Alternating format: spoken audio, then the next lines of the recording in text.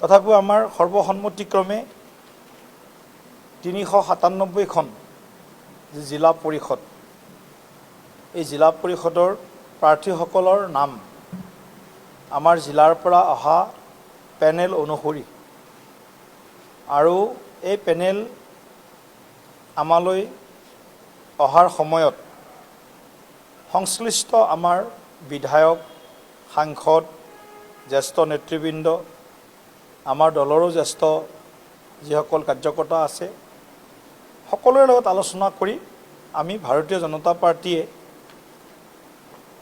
যিসমূহ আসন আমাৰ প্ৰতীক চিহ্নত খেলিম, সেই আসনসমূহ আজি আমি চূড়ান্ত কৰিছোঁ।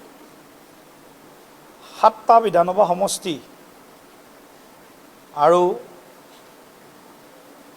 এখন জিলাৰ আমি সদ্যহতে প্ৰাৰ্থী চূড়ান্ত যি প্ৰক্ৰিয়া তাক কাইলৈৰ বাবে স্থগিত ৰাখিছোঁ। বাকী আমাৰ 30খন জিলাৰ আটাইকেইখন জিলাৰ পৰা আমাৰ যি বিজেপি দলৰ প্ৰাৰ্থিত্ব প্ৰত্যাশী আছিল, সেই প্ৰত্যাশীসকলৰ মাজৰ পৰা আমি চূড়ান্ত প্ৰাৰ্থী তালিকাত আমি অনুমোদন জ্ঞাপন কৰিছোঁ। বাকী যিখিনি আছে সেইখিনি সমিতিৰ সদস্যসকলে বিজেপিৰ সভাপতি হিচাপে আমাৰ হাতত চূড়ান্ত বাকী সিদ্ধান্তখিনি লোৱাৰ বাবে দায়িত্ব অৰ্পণ কৰিছে। আমি আমাৰ মিত্ৰ দলৰ লগত এইবাৰ নিৰ্বাচনত অৱতীৰ্ণ হ'ম। ৰাভা হাছং সংগ্ৰামী যৌথ মঞ্চ, গণশক্তিকে ধৰি অসম গণ পৰিষদ দলৰ লগত আমাৰ যি মিত্ৰতা, গোলাঘাট জিলাৰ 3টা সমষ্টিত অকণমান আমাৰ আলোচনা বাকী আছে।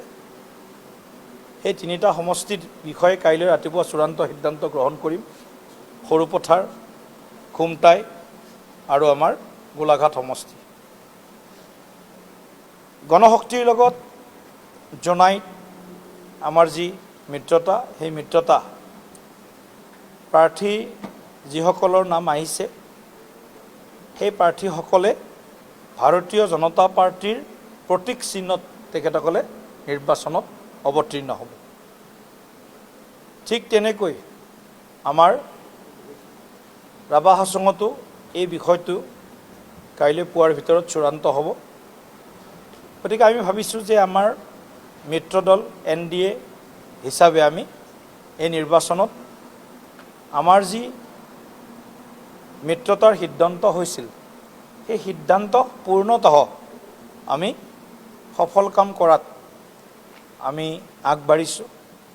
আৰু আমি আশা কৰিছোঁ যে 397খন যি জিলা পৰিষদত আমি NDA হিচাপে অৱতীৰ্ণ হ'ম, তাৰ সিংহভাগ আসনত NDA ৰাইজৰ আশীৰ্বাদত, ৰাইজৰ সমৰ্থনত আৰু আমি কৰা কামৰ প্ৰতিদান স্বৰূপে ৰাইজে আমাক আশীৰ্বাদ দিব। আৰু আমি আপোনালোকে কাইলৈ যেতিয়া আমাৰ তালিকা প্ৰকাশ পাব, বিজেপি হিচাপে বিজেপিৰ প্ৰাৰ্থী তালিকা প্ৰকাশ পাব, অগপ হিচাপে অগপৰ প্ৰাৰ্থী তালিকা প্ৰকাশ পাব, জিলা পৰিষদ সদস্য আৰু আঞ্চলিক পৰিষদৰ সদস্য, এইখিনিও কাইলৈৰ ভিতৰত আমাৰ জিলা সমিতিসমূহে এইটো প্ৰকাশ কৰিব। জিলা কাৰ্যালয়ত AP মেম্বাৰৰ যি চূড়ান্ত প্ৰাৰ্থী, সেয়া প্ৰত্যেকখন জিলা সমিতিয়ে কাইলৈ বিয়লিৰ ভাগত এইটো তেওঁলোকৰ নামসমূহ আনুষ্ঠানিকভাৱে ঘোষণা কৰিব। আৰু আমিও কাইলৈ বিয়লিৰ ভাগত 4-5 বজাৰ ভিতৰত বা 5 বজাৰ ভিতৰত আমি কাইলৈ আমাৰ জিলা পৰিষদৰ যি প্ৰাৰ্থী তালিকা, সেই তালিকাখন আমি আপোনালোকৰ জৰিয়তে অসমবাসী ৰাইজলৈও এইটো জনোৱাৰ ব্যৱস্থা কৰিম। আৰু সেই প্ৰাৰ্থীসকলেও প্ৰাৰ্থিত্বত আমাৰ যি অনুমোদন, সেই অনুমোদনৰ জৰিয়তে তেওঁলোকেও অহা 10 আৰু 11 তাৰিখৰ ভিতৰত তেওঁলোকৰ যি মনোনয়ন দাখিল পৰ্ব, সেইটো সমাপ্ত কৰিব।